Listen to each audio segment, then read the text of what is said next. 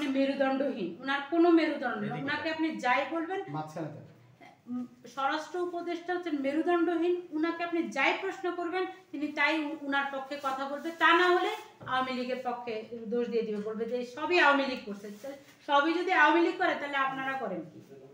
আপনারা 6 মাসে আপনি স্বরাষ্ট্র উপদেষ্টা আপনি করেন কি, আর পুলিশ ভাইরা করে কি? সবই যদি আওয়ামী লীগ করে তা আপনারা কি করেন?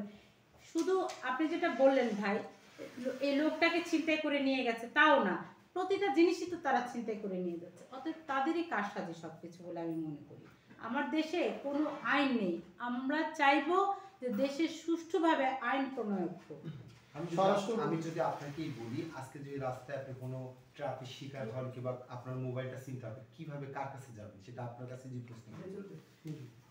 কৃতজ্ঞতা, গত 5 মাস আগে আমার এই অফিসের ভিতরে কিন্তু তালা ভেঙে 2টা লোক আমাদের এখান থেকে দুইটা ল্যাপটপ টাকা পয়সা যা ছিল নিয়ে গেছে। আমরা পরে সিসি ক্যামেরায় দেখেছি ওই চোরের শরীর বেশ প্রায় সে 5 ফিট 8-10 ইঞ্চি লম্বা হবে এবং তার মুখে একটা মাস্ক ছিল। ভদ্রলোক দেখতে অনেক সুন্দর, অনেক লম্বা, অনেক চড়া, সুঠাম দেহের অধিকারী। এই লোকটা করলোকে আমার তালা ভেঙে আমার সব নিয়ে গেল।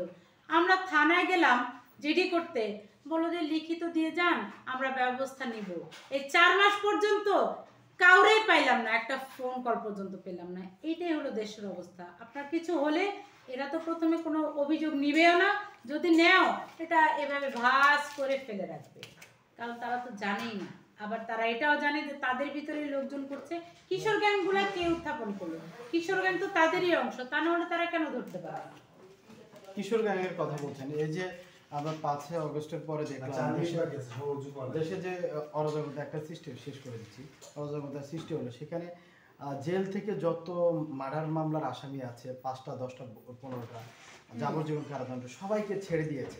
এই যে ছেড়ে দেওয়া কি তাদের একটা প্ল্যান ছিল স্বরাষ্ট্র উপদেষ্টা যে দেশে একটা অরাজকতার সৃষ্টি করবো, সেটা আওয়ামী লীগের উপরে চাপিয়ে দিব? ওই সময় কোনো ঘটনা প্ল্যান করে হয়নি। তারপর তো আমাদের তৎকালীন সময় স্বরাষ্ট্র উপদেষ্টা বলেছিল যে যতগুলা অস্ত্র সবাইকে জমা দিতে বললো। তখন কি করলো? তখন কিন্তু চালবাজি করে সাখাওয়াত সাহেবকে কিন্তু স্বরাষ্ট্র উপদেষ্টা থেকে চেঞ্জ করে দেওয়া হলো। তা আমরা বুঝতেই পারছি যদি কেউ তাদের মতের বিরুদ্ধে যায় তখনই তারা তাদেরকে খুব ছোটখাটো পদে পুনর্বহাল করবে বা ছোটখাটো পদে তাদেরকে ট্রান্সফার করবে। আমরা তো বুঝতেই পারছি। চাল তখন না থাকলেও পরবর্তীতে এই পলাতক আসামিগুলাকে তারা এখন চাল হিসেবেই ব্যবহার করছে, আর একদিকে আওয়ামী লীগের গানি গাচ্ছে, বলছে সব আওয়ামী লীগ করছে।